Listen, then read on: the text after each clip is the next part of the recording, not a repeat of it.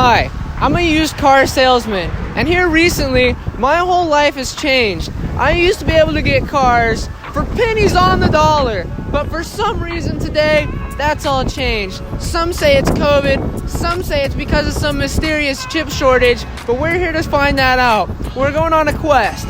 We're going all around to dealerships just like this one right here.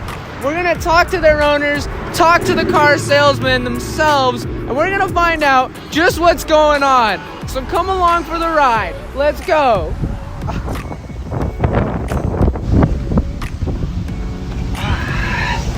Now you see, back when, I used to be able to pick up a car like this one right here, a real beaut, for around $1,000. Probably sell it the next day, an easy $2,000. You see, that's $1,000 profit. Now in today's market, over the course of just a year, that's no longer really that possible. A car like this, you're gonna be hard to find it under $2,500. And at prices like that, there's no way a guy like me is gonna make any extra. So the thing is a lot of people are saying that that's got to do with some kind of chip shortage, but I'm thinking there's got to be some other factors that are underlying that because, let's face it, it's not just cars that we're experiencing shortages of and higher prices with.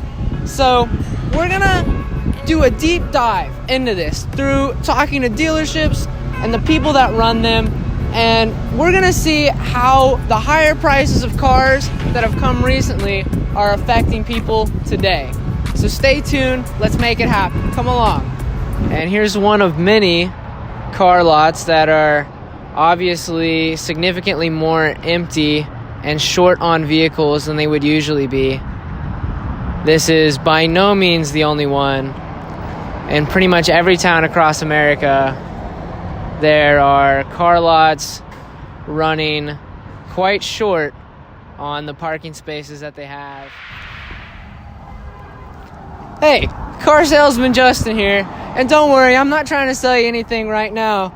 As a matter of fact, there's no cars here for me to sell, but the main point of right now is that it's a whole new day, and we're going to Houston, Texas to get the best possible perspective on what the heck is going on with these higher car prices. But of course, as we were going along with our journey, we happened to come across this beautiful car lot from back in the day, and we just gotta appreciate it.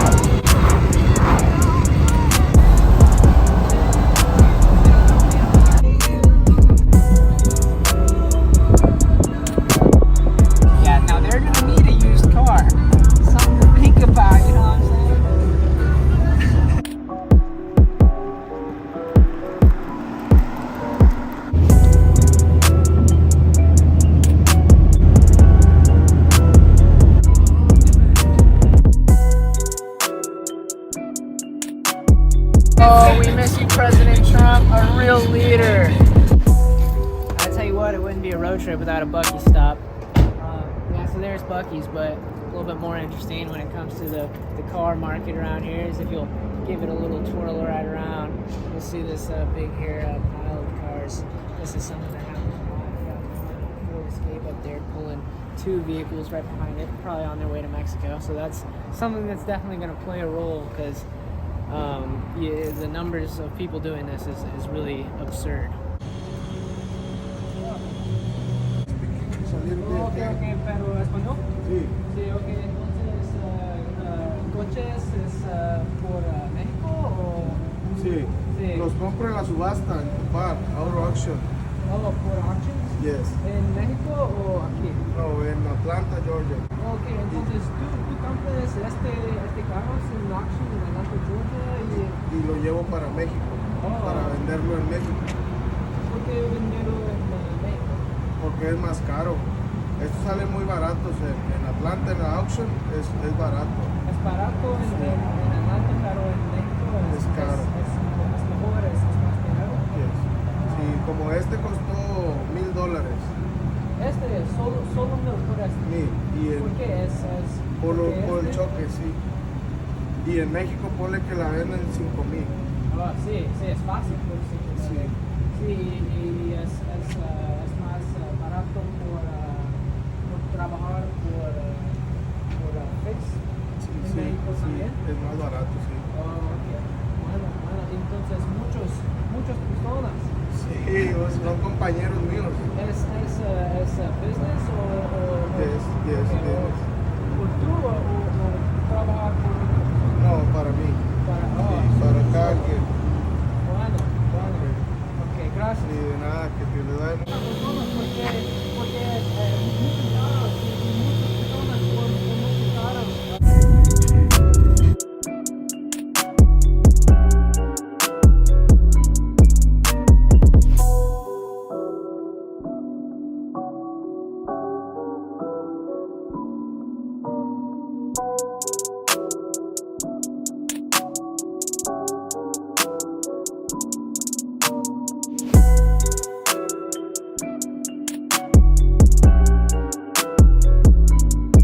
So after a full day's worth of driving, we've made it to the town, the one and only Houston, Texas.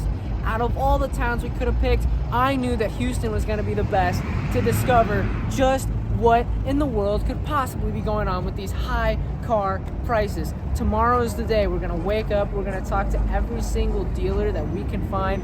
We're gonna talk to car auction hosts. Maybe even if we get lucky, we can go to the ports in Galveston and find out just what the issues are with them maybe even getting cars over the ocean. I don't even know, but this is a beautiful city. I'm happy to be here. Let's make some information get known. Come on, let's go.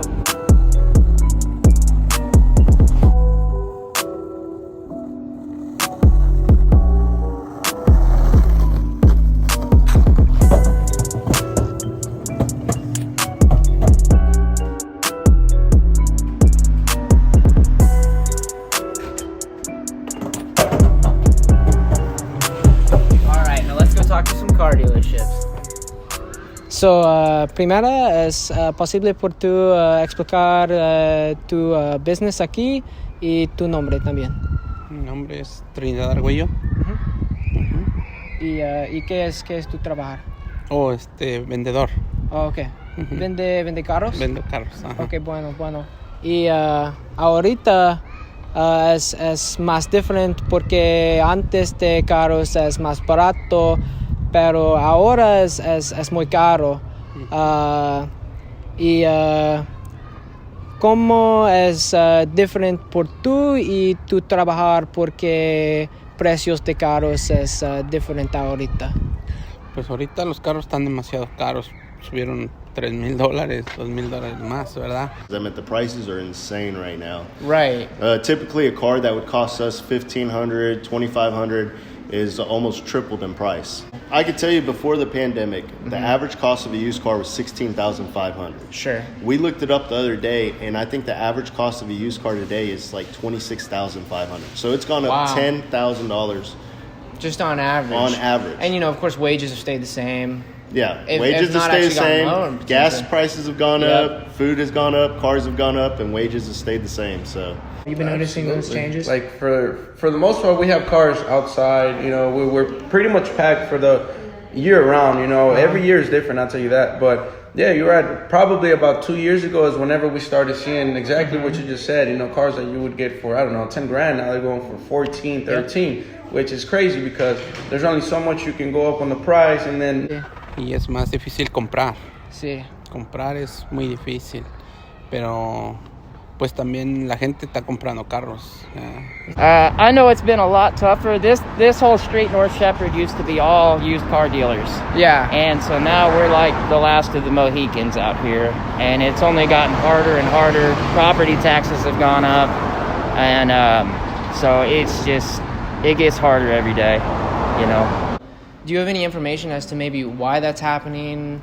just the biggest thing is supply and demand. Right. If they're not making them. What's going on is the new car dealerships are keeping all their used inventory. Okay. The other day I saw a Toyota dealership. They were selling a 2005 Ford Ranger for $9,000 cash. Yeah. And, the last time they had a 2005 Ford Ranger was probably in 2006. That's what I was going to say, like 2005. So they're keeping all the old inventory and they're jacking up the prices. They still have to make a profit Right. to keep open these big dealerships. Sure. So the only way to make a profit is to go up on the prices if they ain't got new inventory. So. Sure. And it's trickling down and it's hurting us because for us to buy something, we got to compete with the big you dogs. got to pay a and way higher price. That's way what I've been higher having price. to do. And Yeah. it's been a struggle. Sí. ¿Verdad? Porque no hay no hay mucha mercancía, todo está caro, no hay mucho. No sé realmente qué es lo que está pasando con eso. Sí, sí. Pues en sí no me había puesto a pensar tanto en eso, pero para nosotros es más difícil conseguir carros, mucho más. I think it sucks for everybody right now. Yeah. You know, they're overpaying, and then we don't know what the market's going to do. We don't know if the market's going to go back down. And if the market goes back down, what do I do with a car that I paid $6,000 too much for? Yep. You know, Yeah. and then for the, you know, just for the regular human being, I mean, they're buying these older model cars at high prices, and if it breaks down, I mean, I know. That's the struggle. It's That's the insane struggle. right now. With that being said, since you guys are the last ones surviving, what kind of changes have you guys made during this time, or just in general, what have been the things that you guys have been doing that have led you to be the last one still on the block in this tough time? Of course, my job's completely changed. I've been here since 2015, and as it slowed down, you know, we were doing what we would call production. Okay. And we were taking cars that weren't that bad, and it was just auto detailing. But one of the things that's kept us rolling is taking the really bad stuff, bringing it all the way back up, and having that restoration side of things is the only way to close the gap. Right, because just because they're not making those new ones, they're not. That's not going to affect the fact that there's a lot of crusty old ones still out there that you can find. You know. Yeah. So Yeah. that's kind of the case. So my job's changed completely from auto detailing to restoration, Full-on reconditioning, restoration. You know. Wow. Well, we did have to adjust to it, you know what I'm saying? Because, I mean, of course, you want to have the newer cars, the better cars, but Yeah. then there's only so much that we want to do. We want to stay within a reasonable price. Yes. We don't want to have just cars sitting here. It wouldn't make any Yeah. sense. No way. So, yeah, definitely, we saw the change, but you just got to adapt. You just gotta adapt. go with it and find the best way for you to still stay, you know, afloat. Still pretty stay much. in business, stay afloat, stay making money. Correct. Por lo caro que se puso. Y las ventajas, pues casi ahorita no hay mucho que hagas, pero sí tenemos mucho, ¿cómo le diré? Como preocupaciones porque no hay mucho. So I got lucky. I had a storage facility with about 120 cars that needed repairs. So I'm getting them prepared. For the most part, I've stayed away from the auction for about a year now. Really? Yes. Now we need about 120 cars for tax income, and we're about 60 cars short. So we did go to the auction last week. Para comprar, Okay. ¿verdad? Está caro, o sea, la gente no quiere pagar también tanto. Esa es una de las cosas. La preocupación de nosotros es que la gente no quiere pagar tanto dinero, ¿verdad? Entonces no sabemos qué es lo que va a pasar más en otro año o en el tiempo que viene. No sabemos cuánto va a subir más o cuál es. Esa es la preocupación que tenemos. Okay. ¿Verdad? Que los carros están poniendo más caros, no sabemos. Y la gente no puede pagar tanto dinero tampoco. Yeah, and I guess just one last question. With that being said, how you have to adapt for what comes, do you feel like there was any way that you could have predicted, or were there any indications as to this change that's happened now? Not at all. Not at all. There was no way. It's just like, Yeah. like this whole virus thing is, Yeah. I know that has a lot to do with it. If anything, it's big probably time. the number one reason. Yeah. You know, but I wouldn't be able to tell you, okay, well, if it wasn't for Corona, we would still be the same. I don't know. Yeah. You know, but that's true. something that, you know, we just got to go with it and, you know, Yeah. make the best out of it pretty much. Pues nunca lo pensé hasta que pensé que iban a cambiar las cosas, pero no tanto, tan de repente, ¿verdad?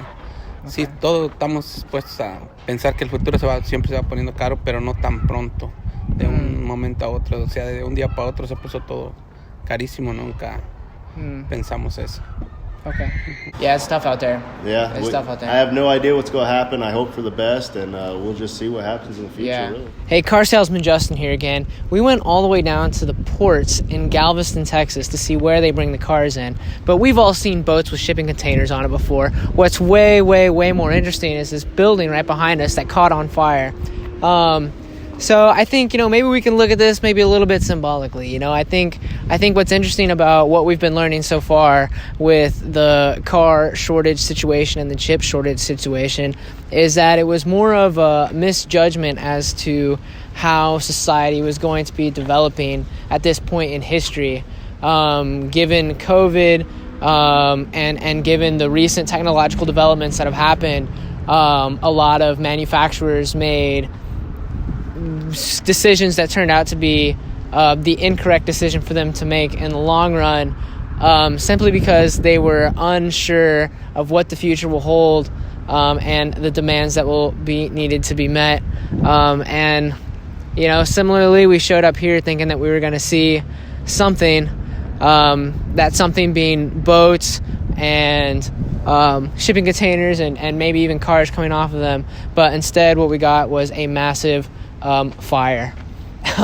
So maybe that's kind of similar to what's going on now. Is